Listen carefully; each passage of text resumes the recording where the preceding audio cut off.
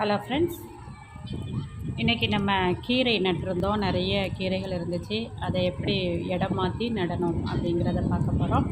First நான் லேண்ட்லேயே தரையிலேயே நிறைய கீரை விதைகள் ஒரு இடத்துல பாத்தி மாதிரி வச்சு போட்டேங்க.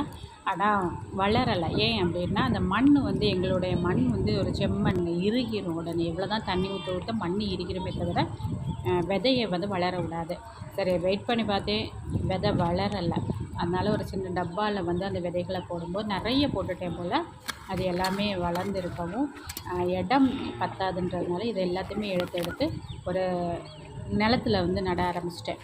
அது ஏன் நான் கத்திரிக்காய் செடிக்கு இடையில நடுறேன் அப்படின்னா, இப்போ தனியாக ஒரு பாத்தி மாதிரி வச்சு நான் நட்டேன்னா வெயில் பட்டு இலைகள்லாம் கரிஞ்சு போயிடுது.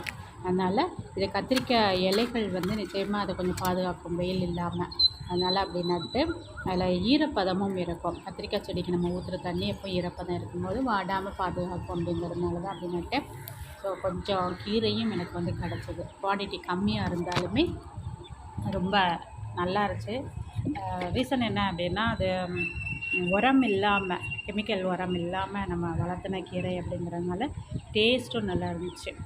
கொஞ்சோண்டு எங்களுக்கு கிடைச்சா கூட அது ஒரு சந்தோஷமாக இருந்துச்சு. எவ்வளவு தான் தோட்டத்துக்காக செலவு பண்ணது எல்லாமே எங்களுக்கு மறந்தும் போய், ஏன்னா கத்திரிக்காய் பறிச்சிருக்கிறோம், கீரை பறிக்கிறோம், இப்படியெல்லாம் கொஞ்சம் கொஞ்சம் கிடைக்கும்போது ஒரு 2 பேர் சாப்பிட்லாம். அந்த அளவுக்கு எங்களுக்கு கீரை கிடச்சிது. அதனால் ரொம்ப சந்தோஷமாக இருந்துச்சு. கொஞ்சம் பருப்பு போட்டு நான் வச்சேன். கொஞ்சம் அளவும் கூட கிடச்சிது. ஸோ நம்ம சாப்பிடவும் டேஸ்ட்டு நல்லா இருந்துச்சு. உரம் இல்லாத கீரை பாருங்கள்.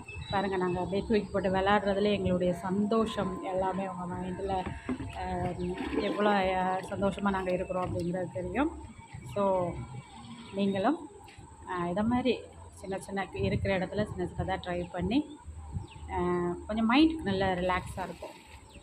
கவலைகள் எல்லாமே மறக்கும். சப்ஸ்கிரைப் பண்ணாமல் எங்கள் சேனலை பார்க்குறவங்க ப்ளீஸ் சப்ஸ்கிரைப் பண்ணிடுங்க. நன்றி.